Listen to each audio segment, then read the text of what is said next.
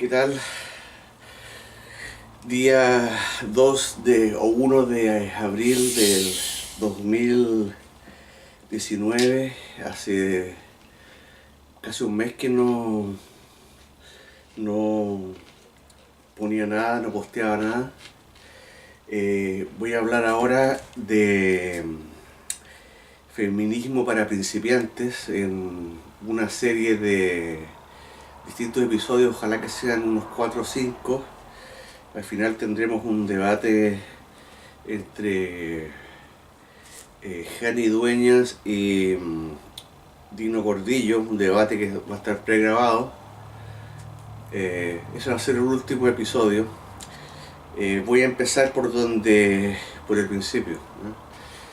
Y bueno, según el ensayista Evan Sayet,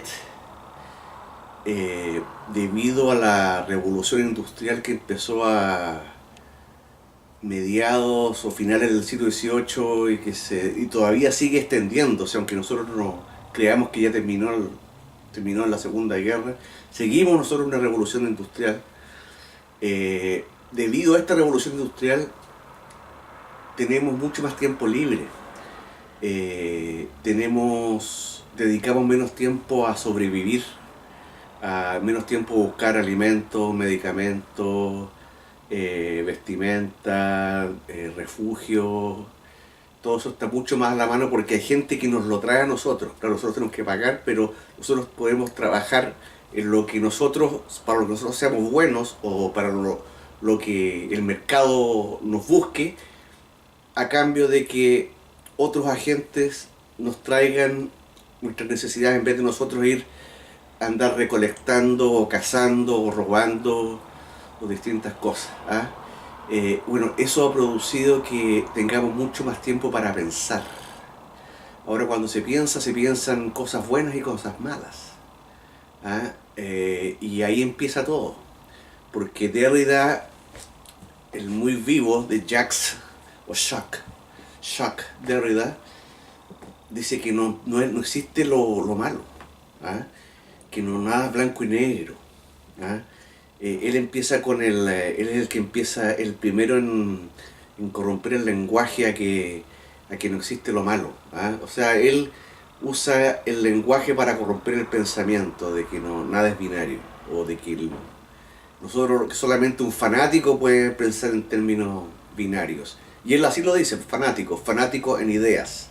Pero resulta que uno tiene que esas ideas, decisiones o conceptos, tiene que tomarlas y según según las decisiones que tomemos, vamos a tener éxito o no. Si escogemos la decisión, si tomamos una mala decisión o escogemos un mal concepto, vamos a pagar el error, o alguien lo va a pagar por nosotros.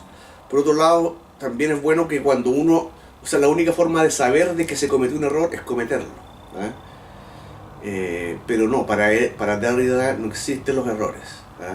¿Y por qué? Porque él es nihilista. El nihilista no cree que la vida no vale la pena vivirla, que entre bien y mal no hay diferencia. Ese es Derrida. Y después tenemos a Michel. Aquí me van a tener que perdonar que yo para francés a pesar de que estuve en Francia algunas semanas, y creían que yo era francés. Yo les hablaba en inglés, me creían que era retrasado mental. No sé hablar francés. Yo pensaba que yo decía Albert Camus en vez de Albert Camus, o Sartre en vez de Sartre. Y me cuesta mucho decir Michel Foucault, porque para mí es Foucault o Foucault.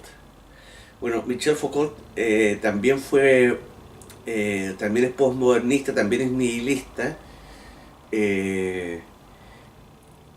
A pesar de que al final de sus días dicen que abrazó el liberalismo clásico, él fue militante comunista del Partido Comunista Francés, eurocomunista.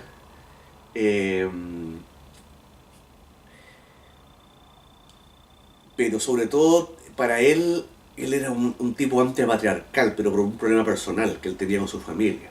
¿Ah? Que él veía, él era homosexual. ¿Ah?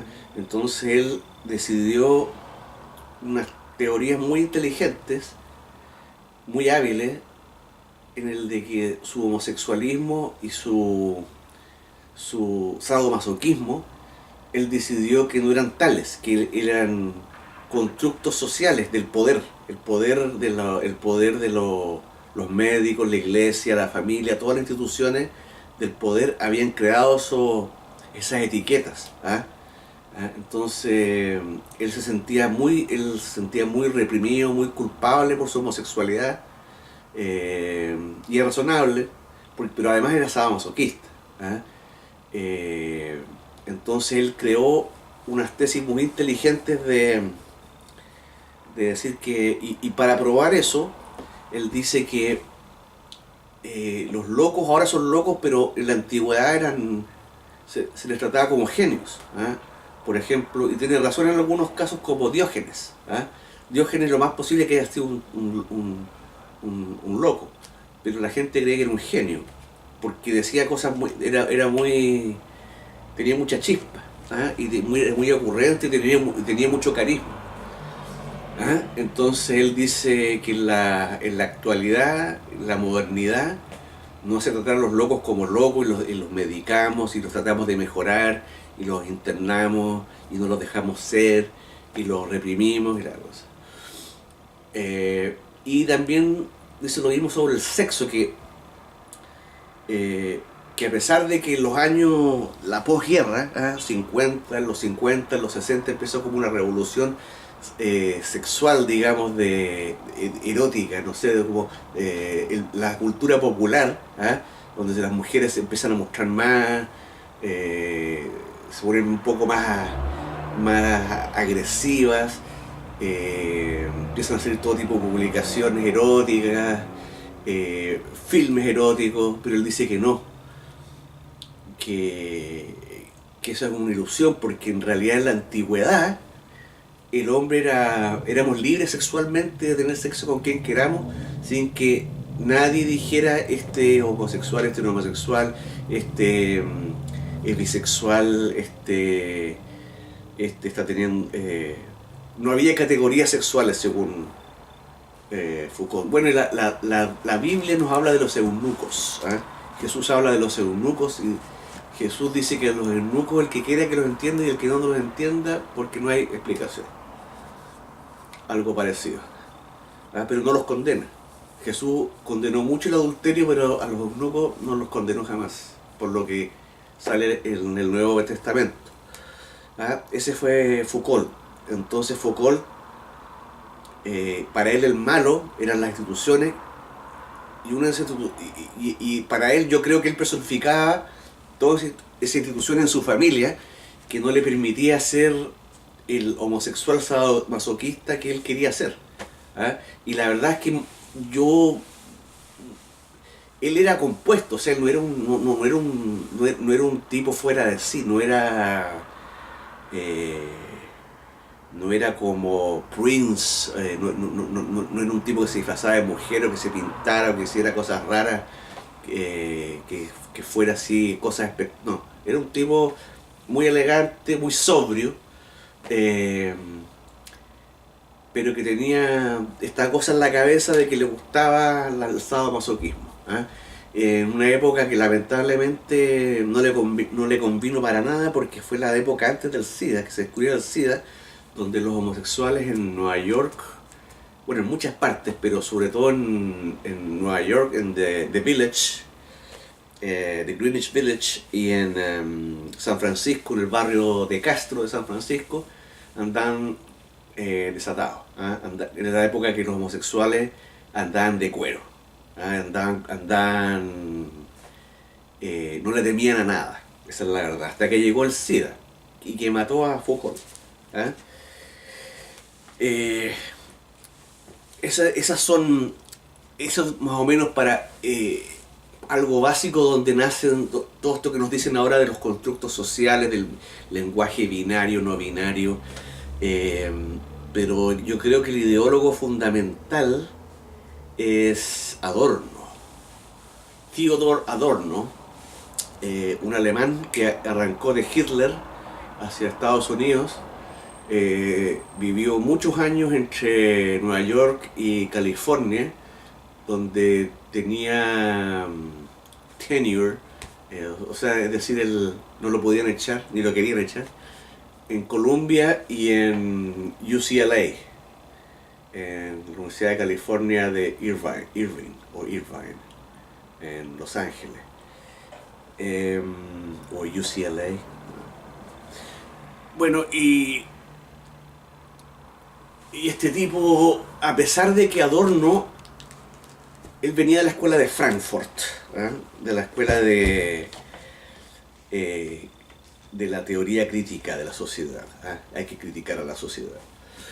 Y Adorno es el retrato, para mí, más de lo que es el neomarxista. El que realmente le dio, no, el que sembró todo.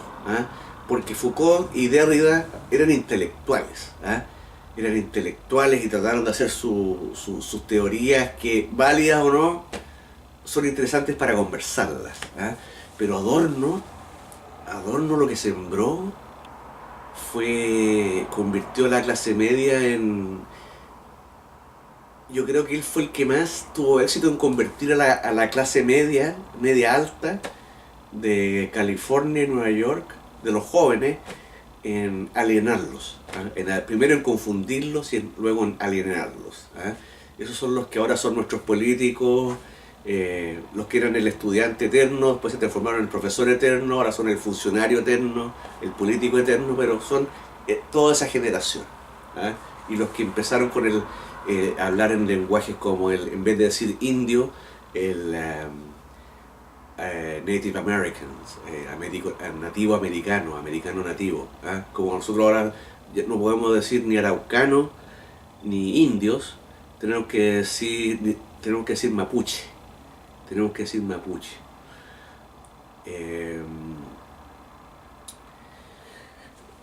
Y bueno, ya esa generación también le dice fue la que le empezó a un negro, tampoco le pueden decir negro, afroamericano.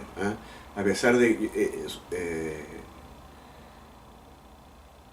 incluso antes los demócratas mismos hablaban de los negros, negros, y de repente Jesse Jackson dijo: no, nosotros no somos negros, somos afroamericanos. Y inmediatamente, o sea, fue como la palabra femicidio. Todos los periodistas tomaron nota y afroamericano. Y quedó. Pero Adorno, para mí, ¿por qué el peligro es Adorno? Y para mí, no sé si el más brillante, pero el que más caló, es el Marx moderno, que se instauró precisamente, así como Marx se hizo famoso en Londres, donde este Theodor Adorno, que arrancó de Hitler, y se fue a Estados Unidos, donde él mismo dice que le caía muy bien la gente, que los encontraba todos muy amables, muy accesibles, muy sanos, pero odió, sobre todo en California, la felicidad con que vivían, con que les era todo fácil, todo era como que todos los días parecían sábado en la tarde, que no había preocupaciones, de que la gente trabajaba con gusto, de que se compraba cosas, de que los tipos encontraron el empleo que querían, todos los días se construían unas casas nuevas. Eso lo deprimió, lo odió. Y él dice, Adorno, por ejemplo, que y aquí es donde esto es lo que más le gusta a las feministas. Él dijo que para él el Hitler moderno, así como para mí el Marx moderno es Adorno, para él el Hitler moderno era Walt Disney. Y ustedes siempre han visto, a veces aparecen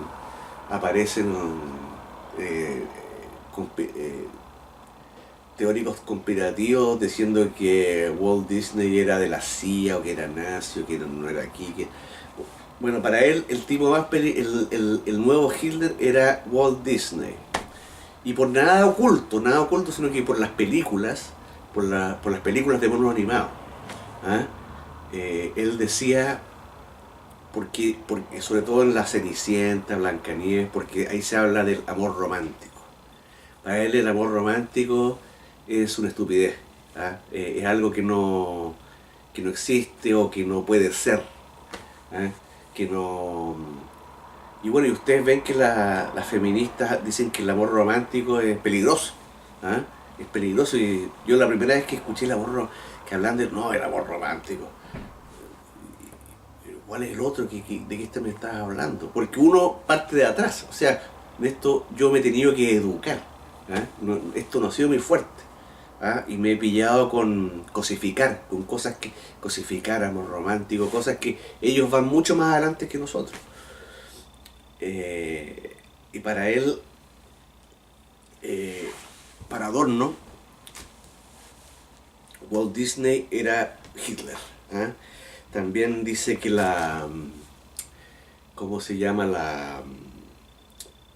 La publicidad, odiaba la publicidad o las películas, ¿ah? Pero sobre todo la publicidad que mostraban, por ejemplo, para vender una cerveza, mostraban, o cigarros, mostraban a un grupo de amigos tomando. Entonces decía que el publicista nos vende, nos muestra amistad, camaradería, cosas que importan, pero no, mientras nos muestra eso, nos vende por debajo una cerveza o un cigarro para reemplazar la amistad y la camaradería. ¿Ah? En ese sentido es brillante la teoría. Y si es verdad o mentira, da lo mismo, porque cada uno es libre de comprar lo que quiere y por la razón que quiere, pero ahí uno ve por qué Adorno era... Adorno y Sartre, para mí son los más marxistas. ¿Ah? Ahora, aquí voy a entrar a discutir con Jordan Peterson. Jordan Peterson dice que Sartre se dio cuenta de que todos los existencialistas, postmodernistas se dieron cuenta, entre ellos Sartre, de que el marxismo había fracasado. Y yo digo que no.